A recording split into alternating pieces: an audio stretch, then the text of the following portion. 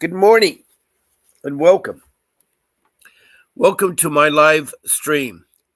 Here we are this morning on July 6th now. This is my 8 a.m.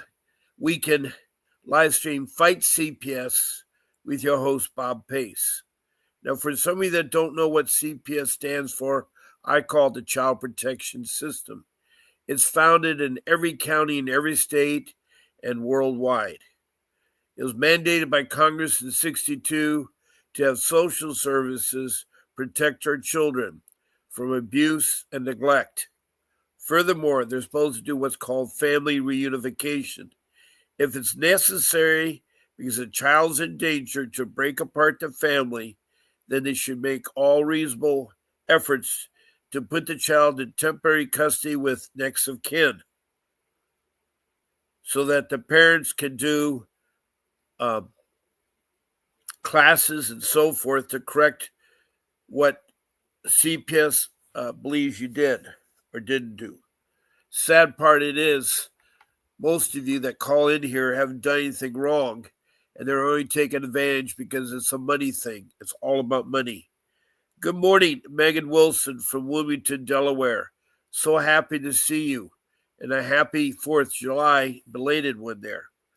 But I'm glad to have you on my show this morning. I know it's not that late for you on the East Coast. It's a little after 11:15 or something there. But I'm glad that you're here.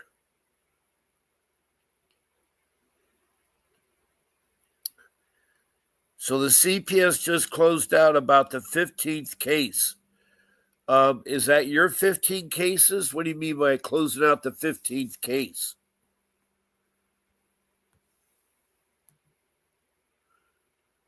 Now, for some of you that are just new to this live stream, you can text me questions or a comment about CPS. Please state your first name, your city or county, and your state, and you're from outside the USA, your country. Also, please tell me about your CPS case in the beginning to where you're at so I can help you. The 15th case was in about 9 years for my son since 2016. So your 15th case was closed out when, though? I'm confused. That's a lot of cases, Megan. That's all about your son? Now, when I mention country, I have over 2,100 people from around the world that have text messages or even called in. From Indonesia to Bangladesh to India, up to the Middle East, Saudi Arabia, and Libya.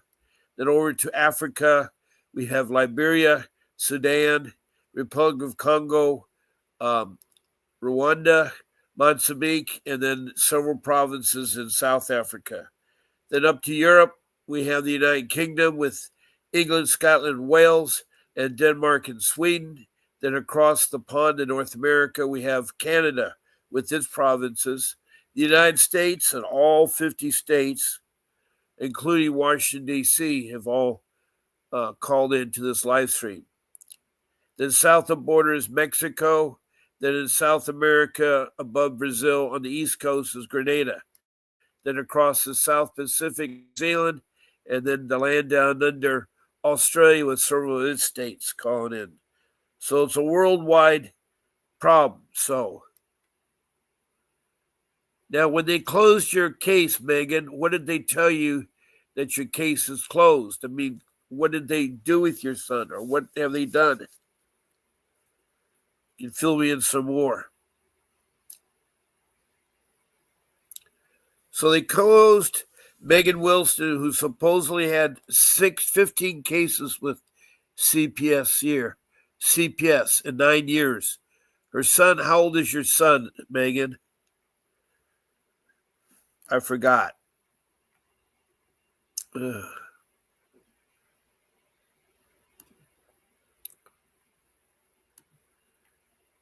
Now, you can also be a guest on my live stream. To be a guest, all you do is email my show producer. Her email is grace@vincentwdavis.com.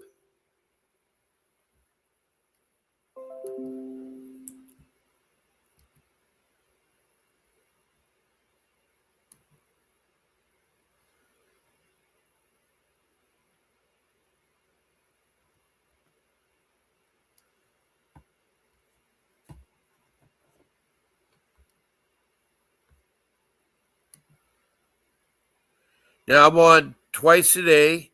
I'm on every night at 7 p.m. And then I'm on in the morning on the weekends at 8 a.m. and on the weekdays, Monday through Friday at 10 a.m. They're 1 hour live stream, and it's the West Coast of California. It's Pacific Standard Time.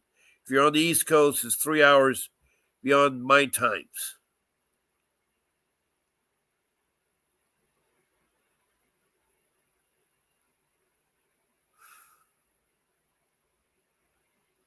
Yes, you can call in, Megan. I'd love to hear from you. You haven't talked in a while. You're welcome to call in. I don't think anybody has interest in calling me. No one called me last night or yesterday morning. Well, yesterday morning they did. I think they did. But I'd love to hear from you, Megan. I'd love for you. Yes, I remember you're a child of the state. That's why they target you. So email, if you want to be a guest, at grace@vincentwdavis.com. The date and time. There's one of my 14 live streams, my Sunday morning, Saturday night, Friday night, Thursday morning, etc. And she'll give you a link to get you on StreamYard, which broadcasts on YouTube. If you get knocked off, you get the link again, you'll be back on. Also, you should go over certain rules, like there's no eating or smoking on the live stream, no profanity, and we do not use the names of children, judges, or social workers. Now, I'm going to put my phone number up so that Megan called me. She probably already knows it. Yep, that's her calling right now.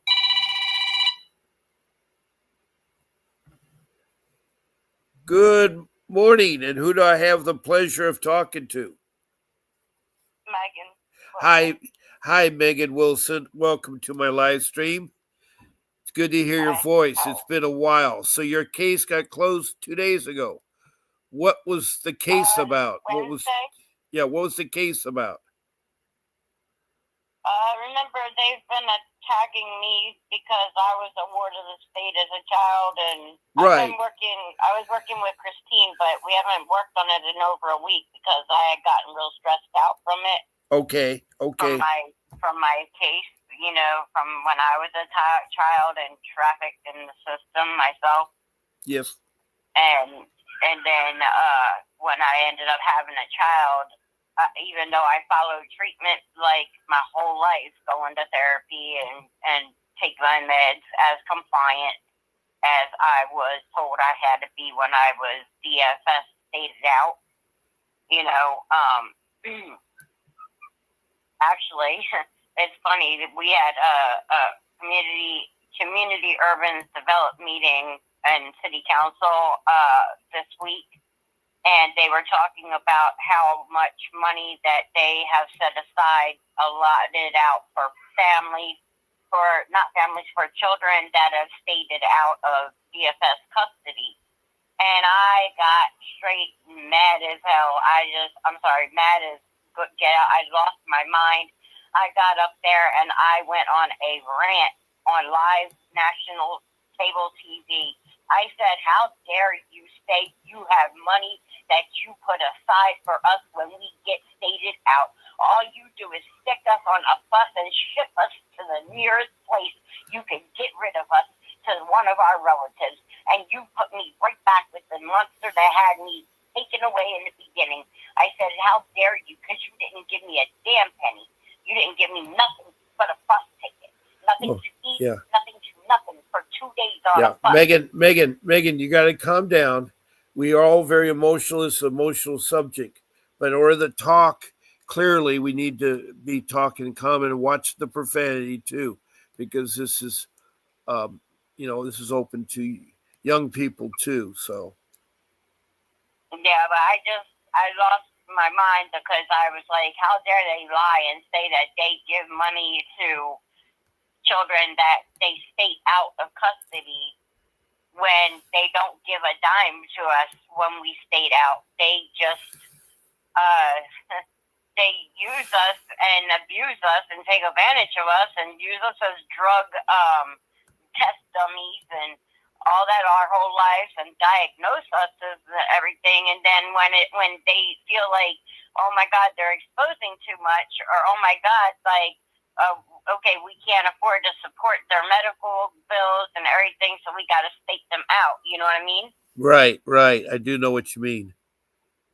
So that's exactly why I lost my mind, because I was like, you lie. You like, how dare you? I stated out when I was 16.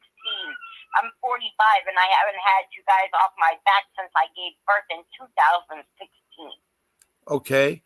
And then what was the money that the council was talking about? Where's that money from?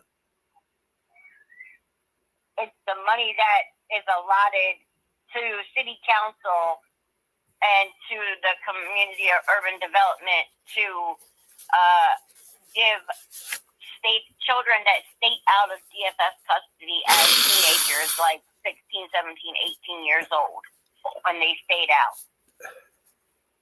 Yes, but isn't CPS got all this money? They got trillions of dollars, so why do they need money from council?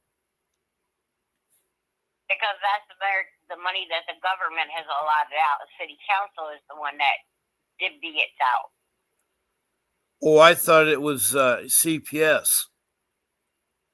No, CPS won't give you a penny, man. Like, they won't give you a penny. Well, I know they don't give the parents. I'm talking about the money they make.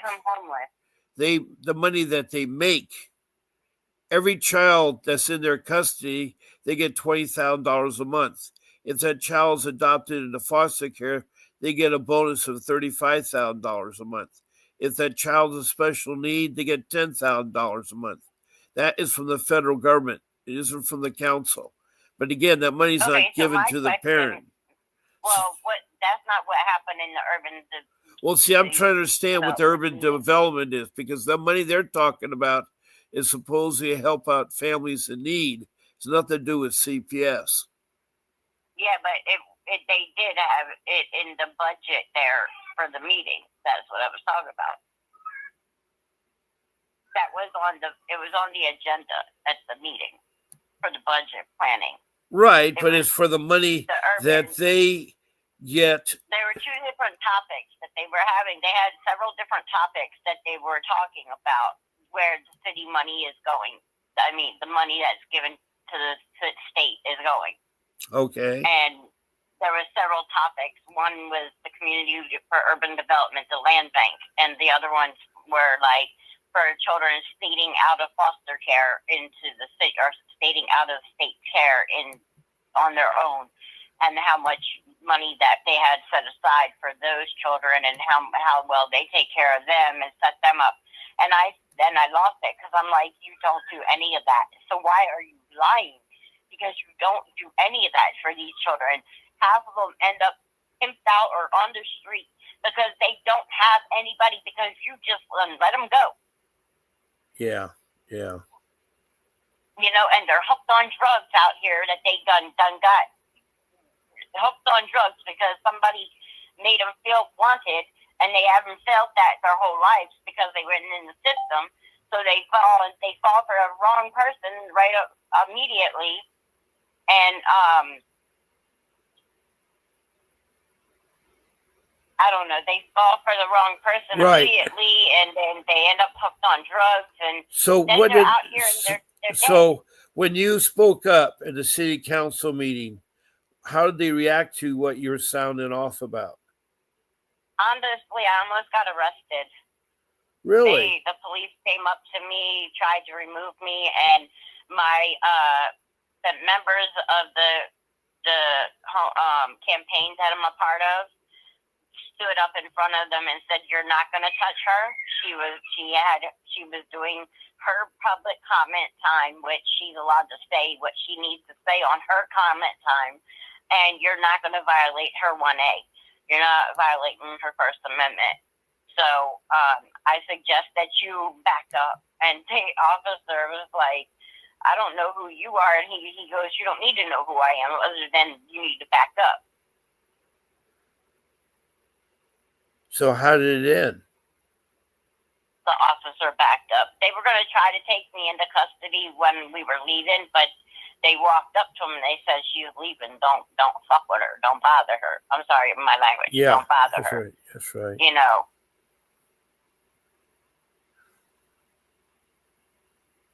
And they're trying to label us a violent, angry mob inciting violence in the city and against city council members. And they're trying to get us they're trying to block our rights to protest, peaceful protest. They're trying to block our rights for, to get up and say what we want, to have signs with us, representing like the corruption that they do,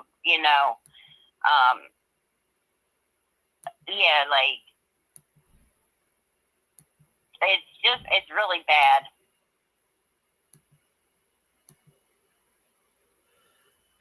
It sounds really bad. I mean, it is. It's a city ran by a bunch of Democrats that really don't care about. They just care about their pocket. And, everybody used to say that's how the Republicans are, but I don't see that.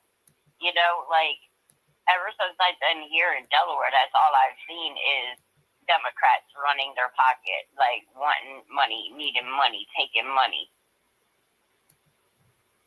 Yeah.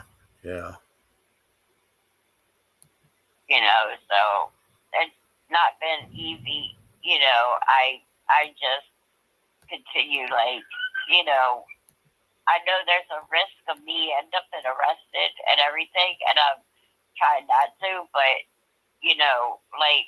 I asked my nurse, is this worth it? And she said, if you believe in this, then do it.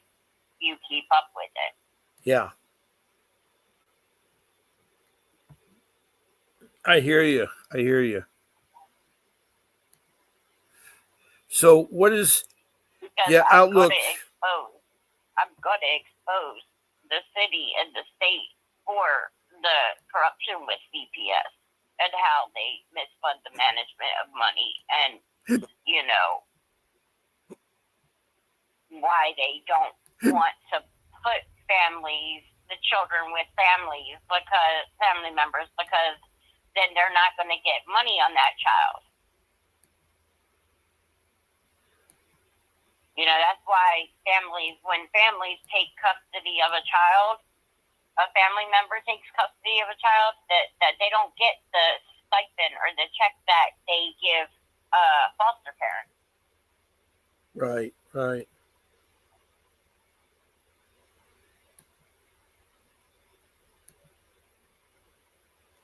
But then they have the nerve to take your child and then turn around and take you for child support. Yeah. Come on, Mr. Pace. I know that. I know that. How crazy is that? You stole my child. Yeah. And yet you're trying to make me pay you for stealing my child?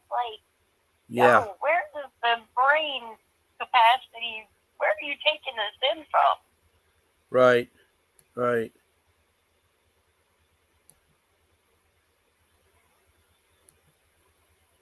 Okay, hold on 1 second. I'm taking a quick break. Don't go anywhere, Megan. Don't go anywhere. I'm going to remove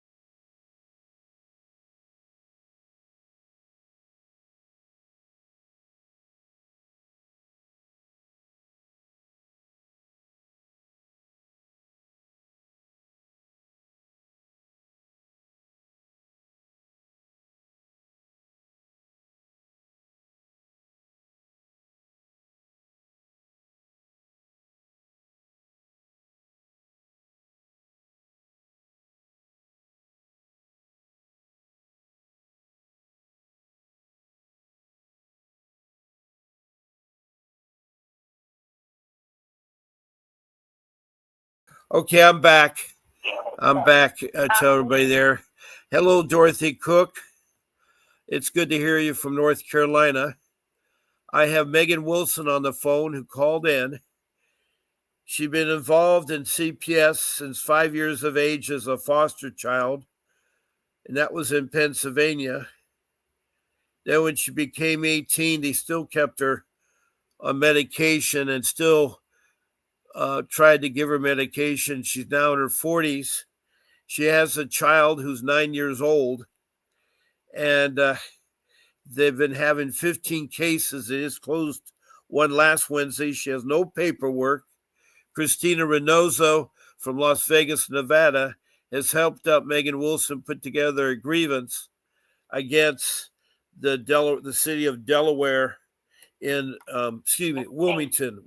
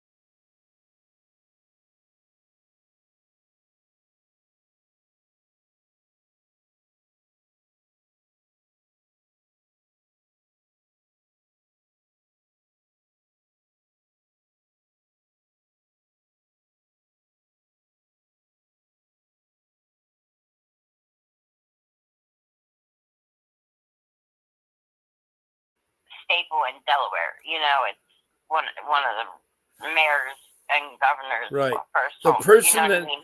I repeat, the person's talking on the phone is from Delaware. Her name is Megan Wilson. She's been in foster care all her life. At age 5, she was up there until she was brought home in her last couple of years to be with her mom before she turned 18. Then she went off to Delaware and had a child. And because of her record in foster care, they went after her and her child.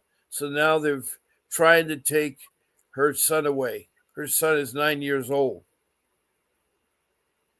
They've been trying, but they have had one heck of a fight Right. every single time because I'm not that mom. And by the way, I have right now Dorothy Cook from North Carolina helping out in the room, emphasizing what I'm saying. I also have a new person, Raul Jane, who I do not know, but he's put a link up. I can't see the link because this room doesn't allow us to open up link. So these are all the people I have this morning is you three. And Megan is trying to tell about her story that's very complex because 1 minute the CPS is nice to her, wants to help her, the next minute they're too complicated.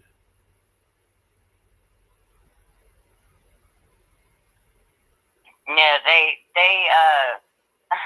I can't say that they want to be nice to me and help me. I don't believe that. Like, I think that they think that they can mind manipulate me, and I think they've been getting away with it for a great many years, honestly, because it has been affecting my mental health and stuff like that. Yes.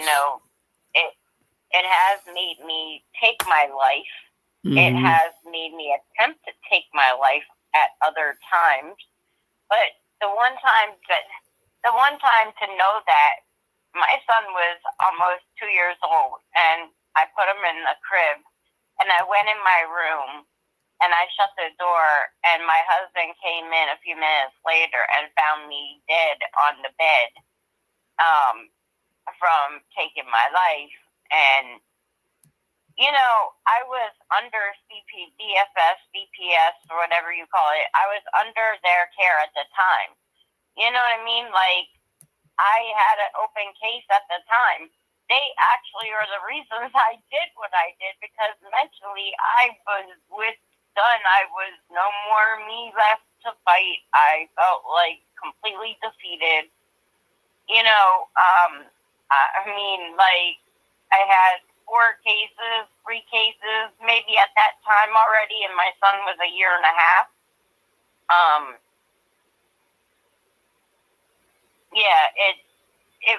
It's a struggle because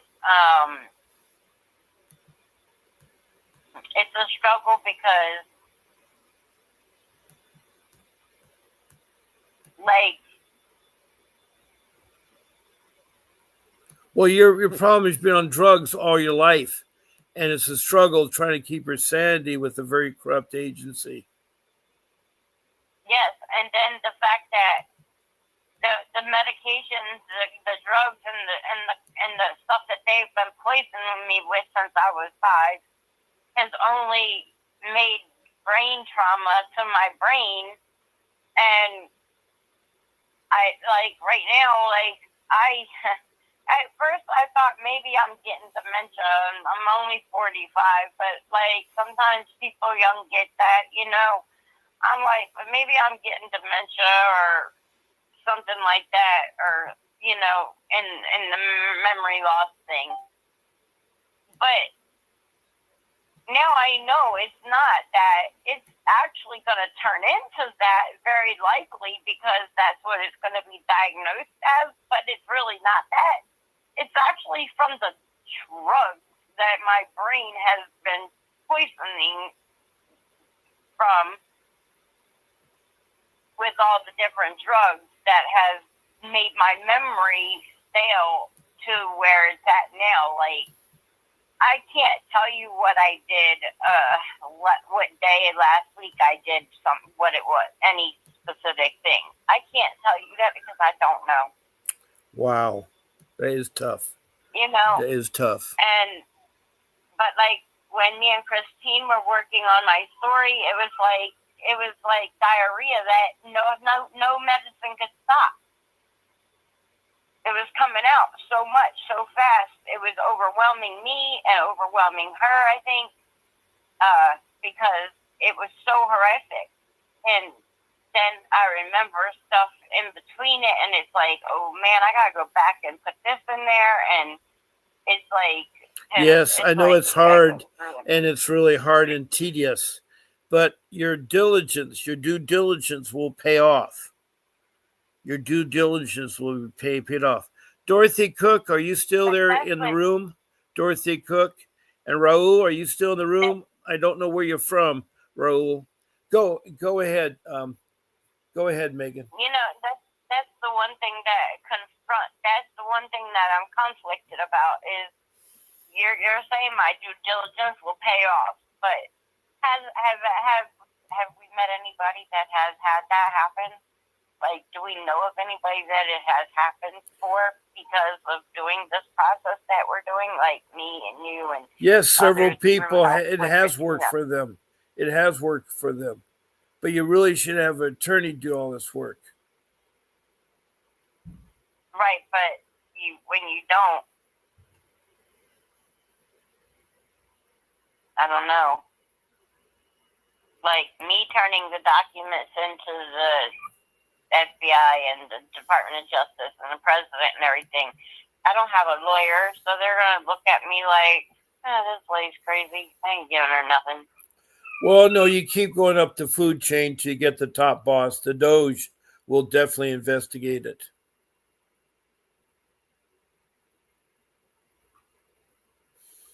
In fact, I think I need to put up Doge right now so that people can see what I'm talking about.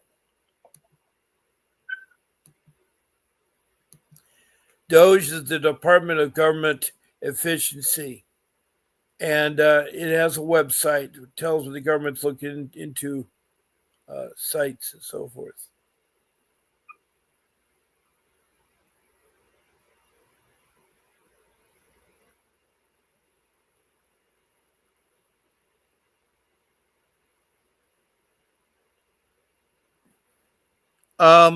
Okay, Megan, we got about 15 more minutes left of my show time. It's already 9 o'clock, but I started a little bit late this morning. I'm still using my old computer, and it's amazing it's still working there. I've earned money in June to buy a new one, but the money in June has not materialized yet. It's already been a week, and I need it terribly to pay my bills. I think you'll get it soon. I hope so. I pray that way it does.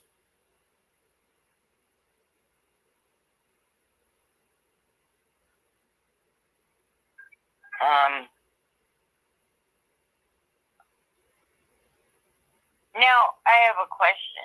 Yes, go ahead. After doing these documents, is it suggested that we turn it over to the Department of Correction, the Department of Justice, or whatever, to those and the president and the senators and all that? Or should we find a lawyer and give that information? No, you can do it yourself. I don't know too many lawyers that are going to do it for pro bono, and you're looking at some money that has to be put up for retainer. Have you talked to Vincent Davis yet? Yeah, he told me within the first 4 minutes of my 15-minute consultation, ma'am, I can't help you. And that's when you introduced me to Christina. Okay. That next day, because I was ready, hopeless. I was like, wow. Well, he says you can't help you for pro bono, but he has to make a living, so he does charge for his time. He's got tons of people that pay his fee, so he isn't worried about not having people. But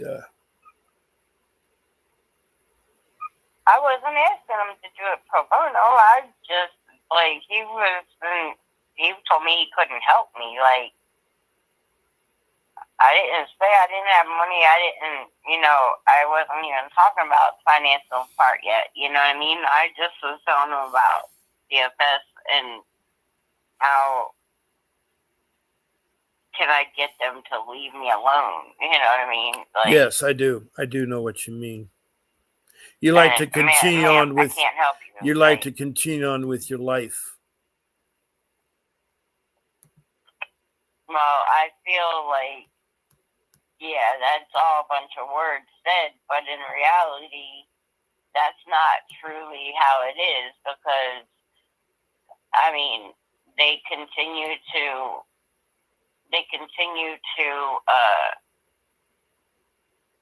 get away with mind-blowing things to violate us and violate our rights. And get away with it, you know what I mean? Yes, because we have nobody to back us up. Nobody in the courts, nobody in the law, because they all work together and they're all corrupt. The hospitals work with the DFS. The DFS work with the police and the DFS work with the courts, and the hospital works with all of them. So there you go. It's all a big old whole trappy trail that they are all combinedly working together. Okay.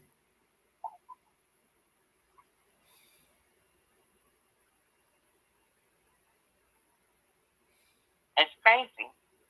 It is. It really is.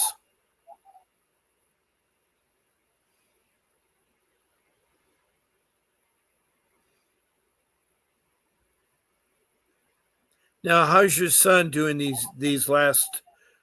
He's out of school, right? He's out of school, yeah, for like the summer only, but he goes back. I believe they go back in August, the end of August. Okay. All right. Okay. If I'm not mistaken, either the end of August or beginning of June or beginning of September. But yeah, I have to take his. I'm waiting. My car should be done shortly, and then I have to go take his papers to register him in the new district, and hopefully that's different. New district, new beginnings. You know what I mean? Because it's been a rough 7 years in the district that he was in. There's a lot of abuse, a lot of corruption within that district. A lot of hidden abuse on autistic children in that district, and yeah. Well, I was looking at my notes. I was looking down. I have notes from you and so forth. And I'll see if anything was missing, but you've covered it pretty well. You're a remarkable person for hanging on to it. But my question is, how did CPS manipulate you when you were in your late teens and early 20s? How were they? Well, I mean, I don't understand. Most times when a child turns 18, they're outside. CPS has nothing to do with them. How they keep you still in the system? They didn't keep me in the system. They still have a database of people that were in their custody. However, but they didn't keep me in the system actively since the age of 16 to the age of 35, 36 when I gave birth. Okay. But they make you believe that the medication you've been taking your whole life, you need it. Now, they are not clinical psychiatrists. They're not doctors. What does the doctor tell you? What does your doctor tell you?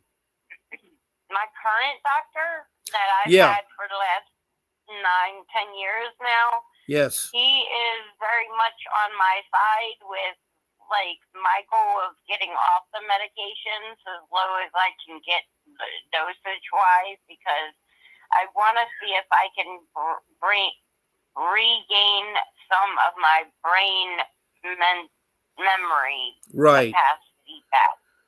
And I feel like the medications is what has caused that, because I don't have that problem in my family generation of dementia or anything.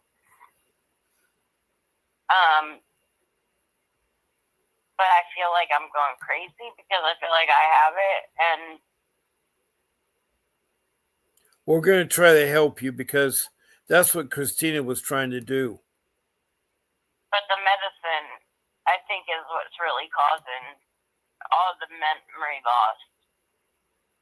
And like, I've been slowly with my doctor overseeing me. He has been lowering my dosages every month. So like right now is the lowest that I've been on medications in his care in 10 years. Wow. And how about your son? How long has his medication been going on? He's been medicated since like the first grade, second grade. But he's only medicated with ADHD meds. I won't give him any kind of psychiatric meds, like no depression meds, no anxiety meds, none of that, brain chemical, because I know he has ADHD because that's hereditary in me and my family. Yes, it is. Yes. But I see it in him when he's on his medication. I see it in him when he's not on his medication. Like, if the pharmacy runs out and, like, we don't have nowhere else to get it from, you know what I mean? Like, and he goes without his medicine,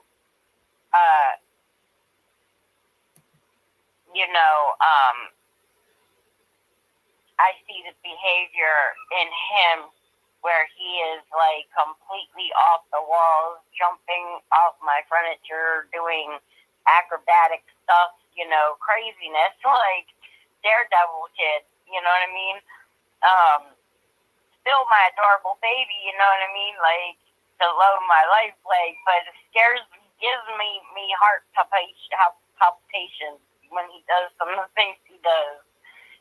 Like mom's 40, mom's getting old. Like, don't give me many scares. I might have a heart attack.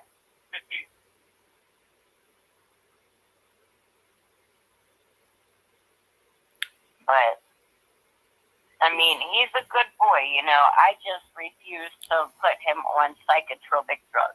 That's a good, smart mother of you. That's a good, smart. Because I see what they've done to me with it. You know what I mean?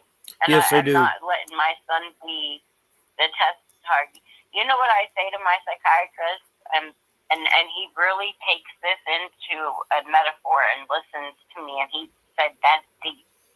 I told him, since we met 10 years ago, I said, Dr. Cooper, I said, I feel like this big time capsule that's so full of all these pills.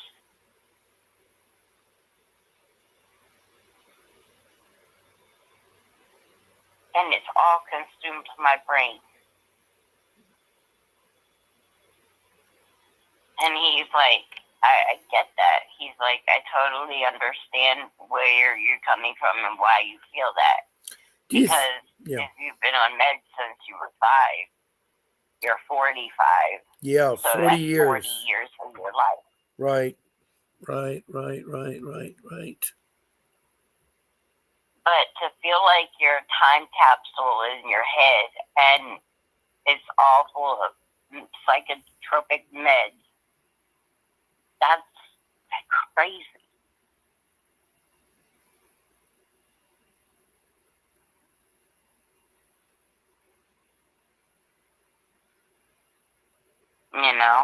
Yes. It's absurdity, I think. Yes. Was there anything you would have done differently? As into differently, as in what? Well, you're 5 years old. You're in foster care, so you had to put up with the foster people. But then, when you returned to your mother, did you try to live a normal life, or what happened? Uh, oh yeah, I mean, she kept me in medicated up until I was not in her custody, and because I was 18, and I left and went to Haiti. So I went unmedicated for a while, like for several months, but then I ended up really having like a mental decline because I started the thoughts and the memories of everything. It was just all flooding there. You know what I mean? Right. So it's trauma that I realized that not just medication is going to help. I need therapy. Yeah. You know what I mean? Right. I Well, need therapy. yeah. Right now, my And show. that's the only way. My show has gone 60 minutes. It's after 9:00. I do have to end my show, and I do want to thank you for calling in, Megan. Please get a hold of Christina. She'll help you, but she's waiting. The ball's in your court to ask her, and she does want to help you, and she does remember everything she's doing about you. All right. Well, I will hit her up, and hopefully she gets back to me. You bet, if Megan. You talk to her, bet. Let her know I text her. Okay. I'm closing down the show because it's been a good 1 hour here. We had Megan Wilson talk to me about her case. It's been going on for a long time since she was 5 years old. She has a son, 9, that they're still after her, but they closed another case, and I don't know what the status would have left that with another one.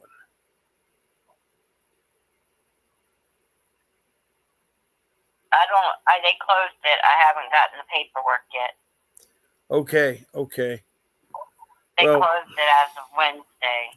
She said, but I will get the paperwork in the mail. Okay. All right. Well, I want to thank you again, Megan. And thank you, Raul. I have no idea where you're from, but thank you for dropping by. And Dorothy Cook from North Carolina. Thank you very, very, very much for helping out in the room there. And let me see. Other than that was Megan Wilson was the other party here. And then we had...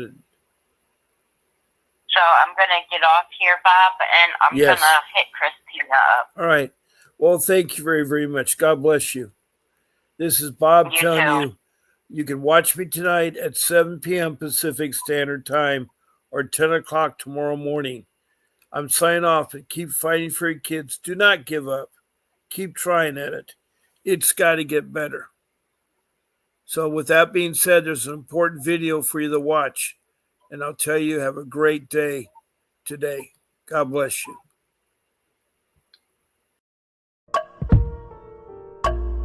A vivid picture is encrypted in your mind as the critics get in line like they're witnessing a crime. But then you notice there's a shiver in your spine from the feelings of discontentment and bitterness combined. Heartbroken when you listen to the judges, another kid's innocence corrupted, and if you go against then it's destructive. Consider this predicament the toughest, but we believe in a system fit for justice. Child Protective Services only pretends to save it. The one solution for this is worthy of instant praises. 30 years of experience with relentless cases. Allow me to introduce them. This is Vincent Davis, defending you when they don't think a mother fits the role. Is it juvenile dependency or government control? Observe the pain in their eyes. It's time for us to realize we are the last ones left. Put your faith in this. We are the last ones left to save the kids. And if our bond means we fall, we'll take the risk. We are the last ones left. It's up to us. We are the